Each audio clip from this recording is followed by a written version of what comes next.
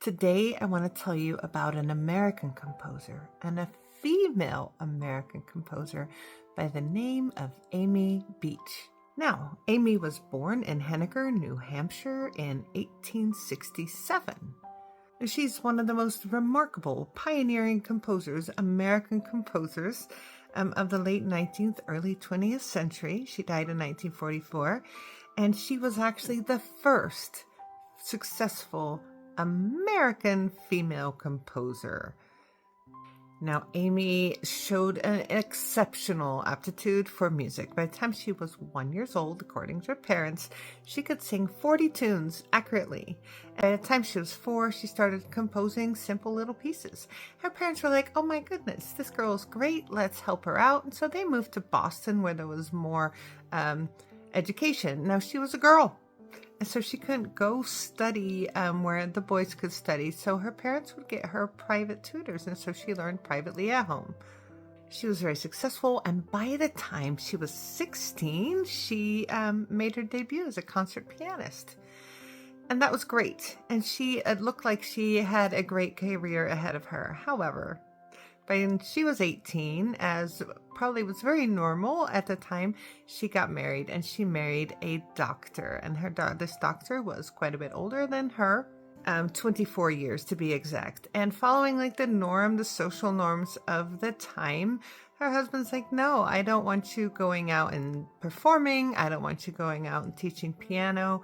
You are to be my wife. So she no longer could perform or much of anything. She wasn't teaching, and she just began composing. She also couldn't take lessons or classes because he didn't like that. So she would get her hands on scores, and she would analyze them and break them down and study scores and teach herself what it looks like and how to compose. She would get her hands on any textbook she could on music, and she would learn through that. She actually got textbooks in different languages, and she would study them in different languages. This girl was brilliant and definitely wanted to do music. I wonder what would have happened if her husband would have encouraged this instead of trying to diminish what she wanted to do. Now, despite all of these limitations, she achieved this extraordinary, she achieved something extraordinary. She wrote the first symphony by a female composer called the Gaelic Symphony, and it was completed in 1896. It was premiered by the Boston Symphony, and it was very well received. People enjoyed it very much. It sounds lovely. It played lovely. Good job, Amy.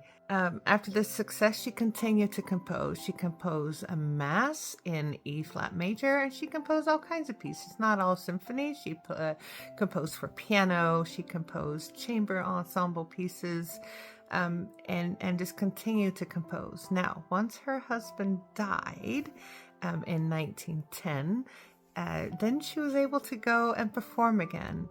And once she could perform, she even went and toured. She toured Europe as well as America. She continued to compose, and she was very well received. Internationally, she got recognition, and she did what she was meant to do, what she was put on this earth to do.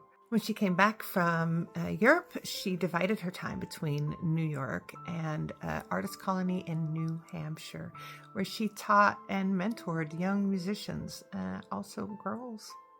Yes, she continued to compose well into the 1930s, and in 1944, she passed away in New York, leaving a wonderful legacy and wonderful footsteps for others to follow. Way to break the glass ceiling, Amy Beach. Go listen to something of Amy Beach.